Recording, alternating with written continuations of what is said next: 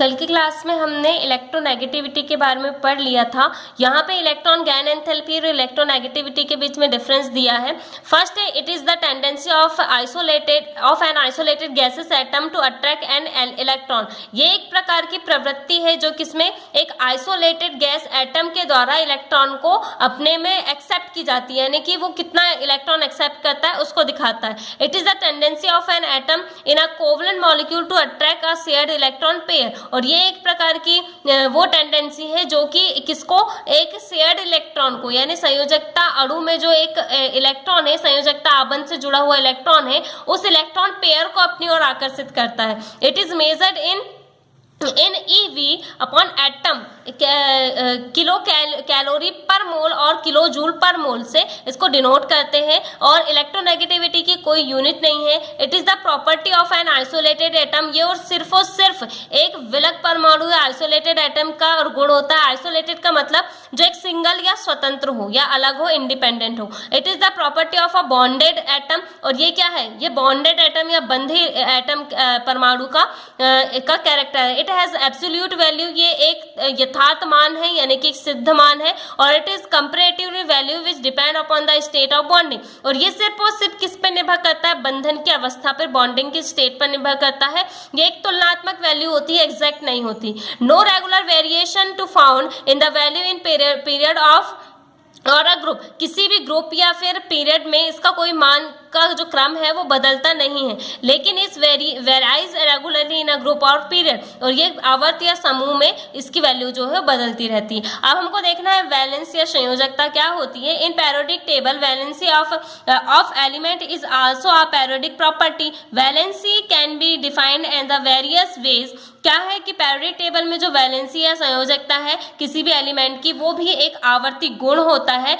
Valency can be defined in various way. Valency को आप अलग अलग तरीके से परिभाषित कर सकते हैं। It may be defined as a combining capacity of an element or the number of hydrogen atom or atom of some other element that combine with an atom of element. या तो आप इसको किससे डिफाइन कर सकते हैं, combining capacity of an element, यानी कि आप क्या कर सकते हैं कि इसमें एलिमेंट के कंबाइन करने की जो कैपेसिटी है उसके फॉर्म में भी इसको डिनोट कर सकते हैं, या हाइड्रोजन एटम के नंबर के फॉर्म में डिनोट कर सकते हैं, या atom of some other element that combine with an atom of an element, या फिर किसी एलिमेंट के ऐसे एटम के फॉर्म में डिनोट कर सकते हैं जो दूसरे एलिमेंट के एटम से कंबाइन कर रहे हैं। Valency of S block element और periodic table it is group number. Therefore valency of alkali metal of group 1। तो valency of S block element हमने देखा था कि मॉडर्न पैरियोडिक टेबल में सबसे पहला वाला जो ब्लॉक होता है वो एस ब्लॉक एलिमेंट होता है, और ये जो ग्रुप का नंबर होता है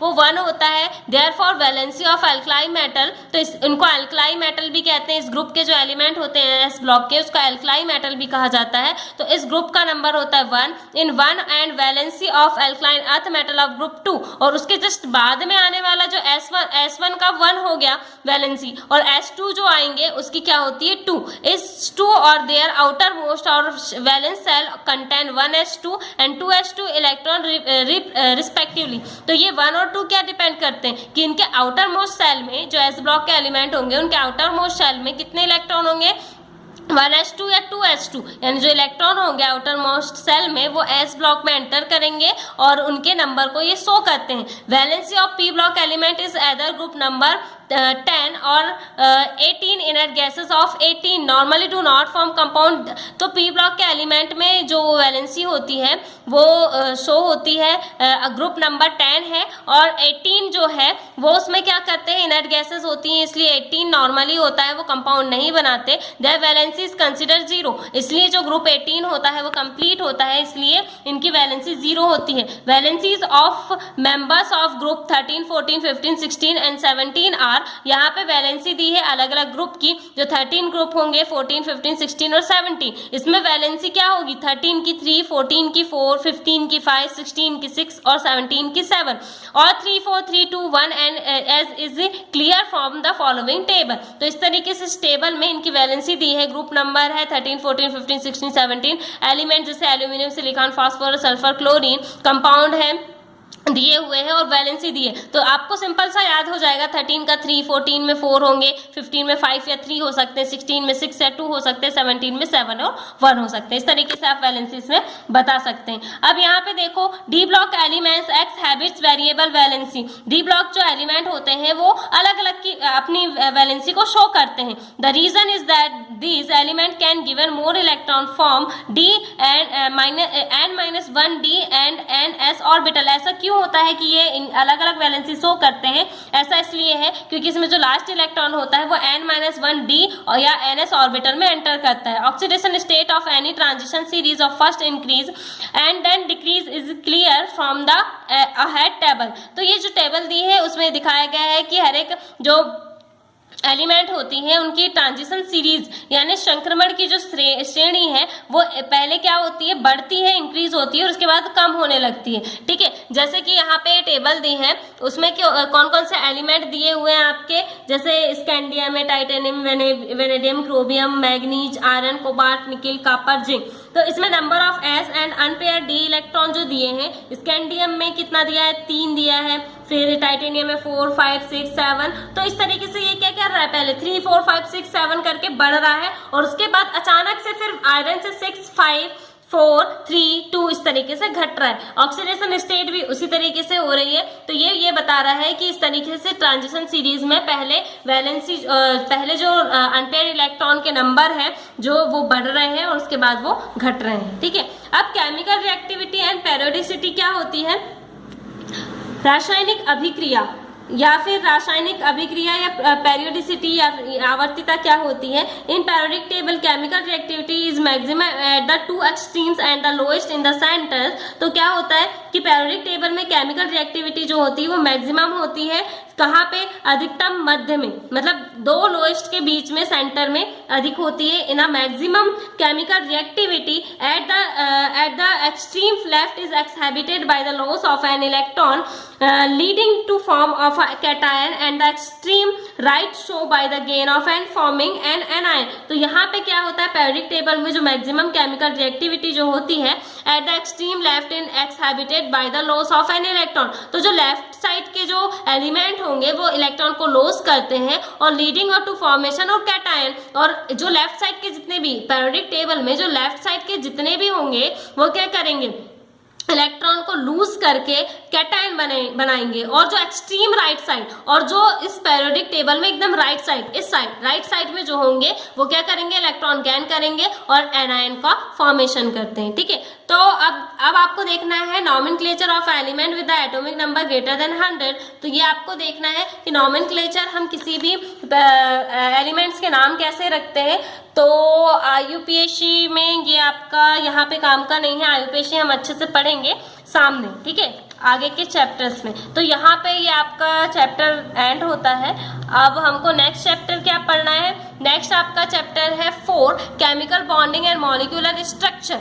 रासायनिक बंध और इनका जो मॉलिक्यूलर स्ट्रक्चर या आणविक संरचना क्या होती है, यानी जितने भी केमिकल्स रिएक्शंस करते हैं या आपस में मिलकर एक कोई प्रोडक्ट या कंपाउंड बनाते हैं उनमें कौन कौन से बॉन्ड बनते हैं। क्योंकि एटम्स जो मिलते हैं आपस में, यानी 2 रिएक्टेंट को मिला के आप प्रोडक्ट कैसे बना लेते हैं, वो ऐसे बनता है कि हर एक रिएक्टेंट जो है उनमें कुछ क्या होते हैं, एटम्स होते हैं, मॉलिक्यूल्स होते हैं। या एटम या मॉलिक्यूल आपस में बंध जाते हैं। बनते कैसे हैं, यहाँ पे बॉन्डिंग होती है जिसको हम केमिकल बॉन्ड कहते हैं। और इस तरीके से केमिकल बॉन्डिंग होती है, किस तरीके से मॉलिक्यूलर स्ट्रक्चर बनता है, इन सब के बारे में हमको इस चैप्टर में पढ़ना है।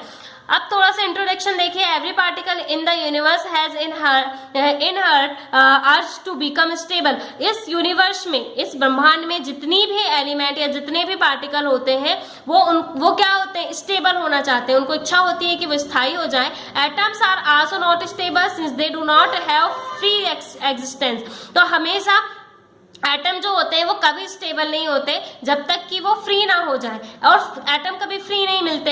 Atoms combine with each other in order to attain stability. और एटम इसलिए एक दूसरे से रिएक्शन करते हैं, एक दूसरे से अटैच होते हैं और स्टेबल होने की कोशिश करते हैं। The particle obtain by the combination of atom are called molecule. और जब ये एटम जो है वो कंबाइन कर लेते हैं तो इन एटम को हम मॉलिक्यूल कहते हैं। The force while bind atom together to form a molecule is called chemical bond. और इसी तरीके से जब ये एटम स्थायी होने की कोशिश करते हैं और आपस में दो या दो से ज्यादा एटम कंबाइन करते हैं और मॉलिक्यूल बनाते हैं, तो इस तरीके से जो मॉलिक्यूल का फॉर्मेशन होता है उसी को हम केमिकल बॉन्ड कहते हैं, यानी उनके बीच जो बॉन्ड बनता है वो केमिकल बॉन्ड है।